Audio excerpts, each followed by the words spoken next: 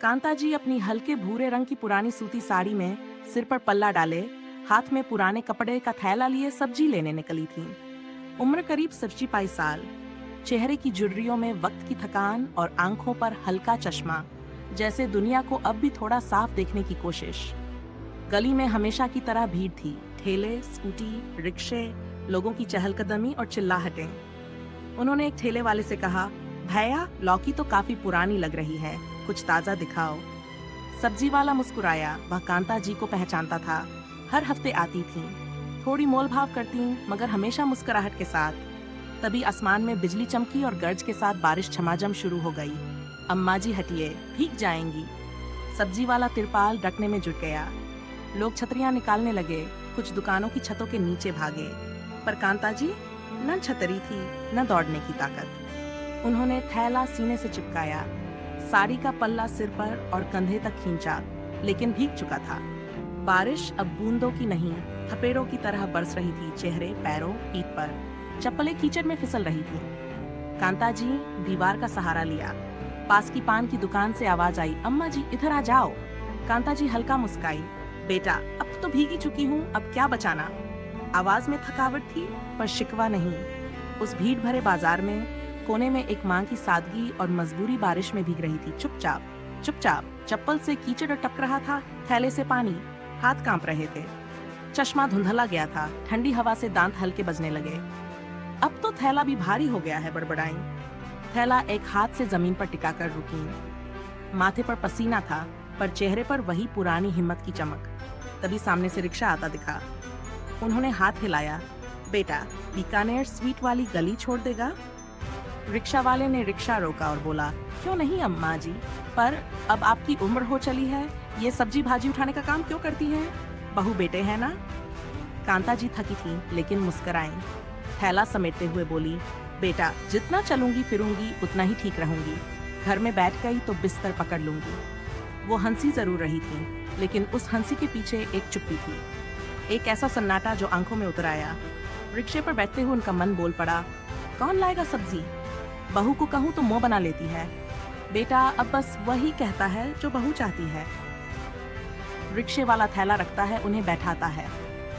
हवा उनके चेहरे से उलझती है, मगर अब वो हवा सुकून नहीं माँ, बोझ जैसी लगती है।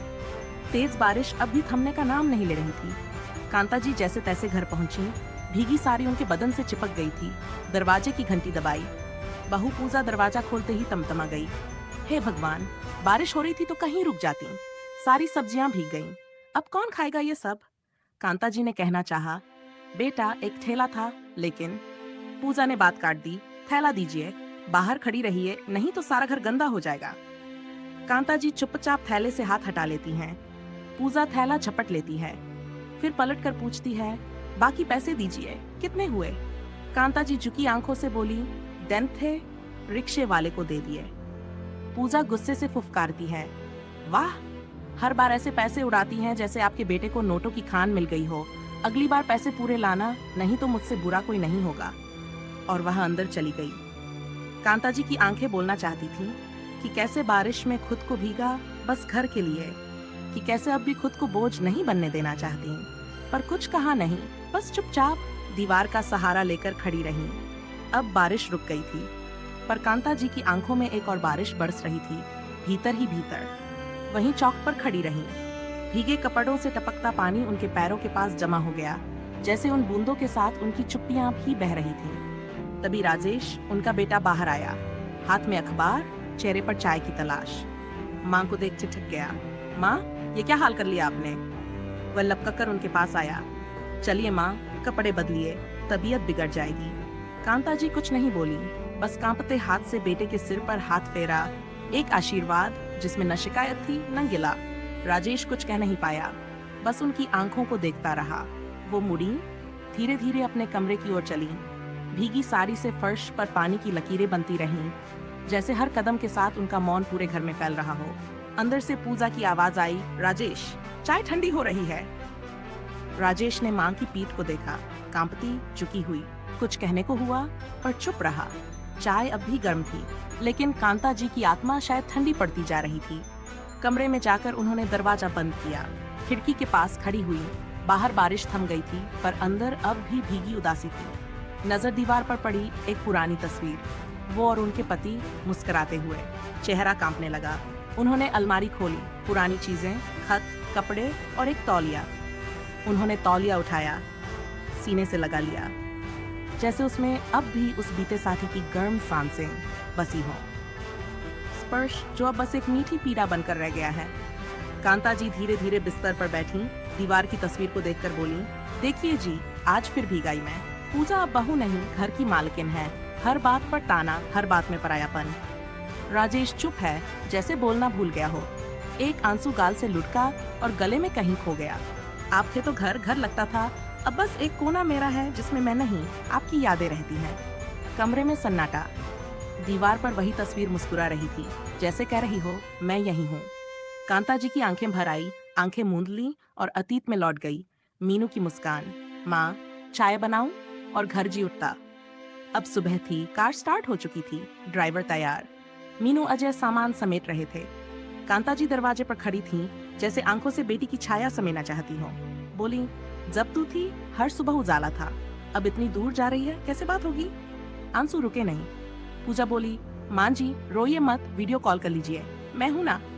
पर वह मुस्कान बस आंसुओं पर चढ़ा पर्दा थी। राजेश आया, माँ को गले लगाया, माँ मैं हूं ना, मत रोइए। कांता जी ने सिर पर हाथ फेरा। मीनू आई, माँ का हाथ पकड़ा, आप ऐसे रोएंगी तो मैं नहीं जाऊंगी। माँ बोली, नहीं बेटा, तेरी खुशी में मेरी खुशी है। मीनू मुस्कुराई, हर दिन बात करूंगी। अजय बोला, मैं इसका पूरा ख्याल रखूंगा।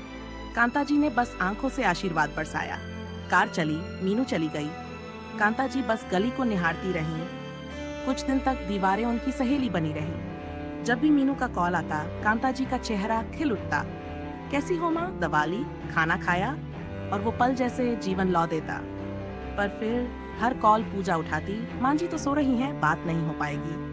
जबकि कांता जी कपड़े सुखा रही होती या तुलसी को पानी दे रही होती। मीनू बेचैन हो गई। एक दिन राजेश से कहा, क्या माँ ठीक है?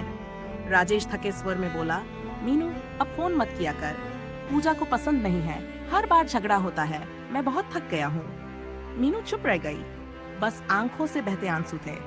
अब कांता जी सवाल नहीं करती, बस मोबाइल की स्क्रीन देखती रहती। शायद आज कॉल आए, पर फोन अब खामोश रहता। हफ्ते, महीने, साल बीते। मीनू ने भी शायद समझ लिया, अब माँ से बात एक अनुमति की बात हो गई है, और वह भी चुप हो गई। अब कांता जी तस्वीरों से बातें करती हैं। मीनू की तस्वीर से कहती है, तू तो हर सुबह गुड मॉर्निंग मांग कहती थी, अब तू नहीं है, लेकिन मैं अब भी तुझे याद करती हूँ। कमरे में अब बस घड़ी की टिक टिक है और एक माँ की सांसें जो अब अकेलेपन की आदत सीख रही हैं। खिड़की से छनकर आई धूप में कांता जी बैठी हैं। सामने टेबल पर मीनू की वही तस्वीर जिसमें वह मां से लिपटी है। कांता जी की थकी आंखें तस्वीर पर टिकी हैं और एक धीमा आंसू अब भी बह रहा है।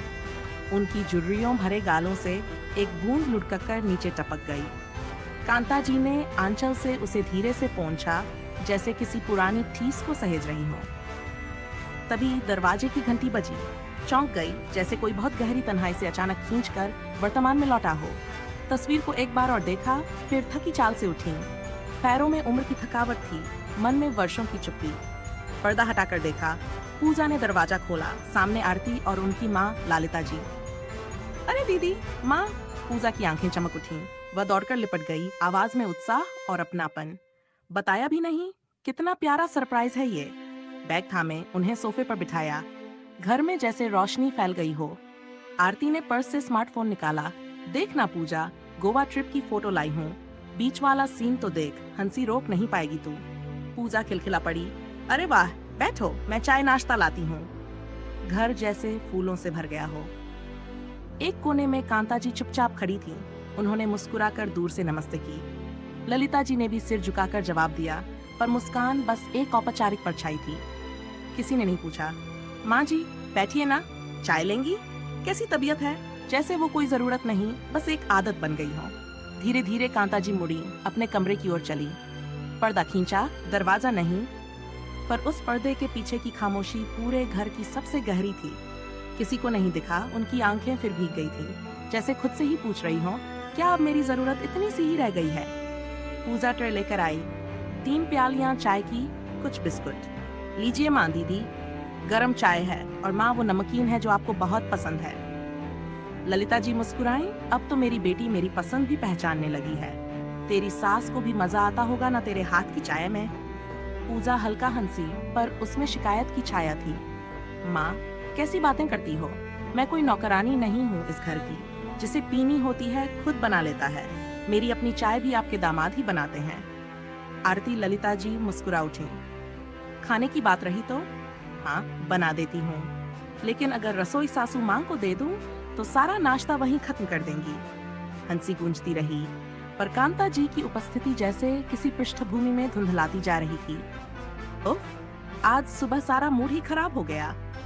क्यों? पूजा ने चाय की चुस्की ली और सुबह की घटनाएं सुनानी शुरू की। हंसी के बीच लालिता जी बोली, अगली बार समझा देना, पैसे पूरे लेकर आए हैं और खर्च कर दिए हों। ठहाका गूंजा। पर्दे के पीछे कांता जी के कानों में ये शब्द किसी सुई की तरह चुभते रहे। शाम हुई। राजेश आया।